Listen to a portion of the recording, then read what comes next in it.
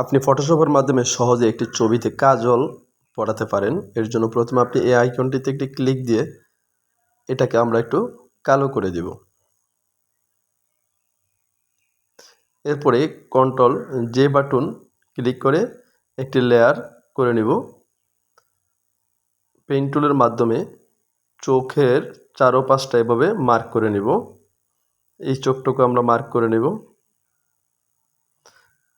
মাউসের রাইট বাটনে ক্লিক করে মেক সিলেকশনের উপর ক্লিক করে এখানে 0 রেখে ওকে করে দিতে হবে।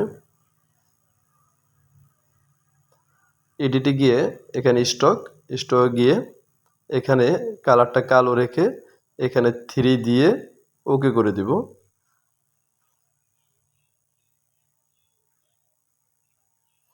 একটু কাজলটা একটু হার্ড হয়ে গেছে, তাই এটাকে একটু সফট করার জন্য অপাসিটিটা একটু কমিয়ে দিতে হবে। এভাবে আপনারা সহজেই ফটোশপের মাধ্যমে চোখে কাজল পরিয়ে নিতে পারেন। ধন্যবাদ সবাই, ভালো থাকবেন।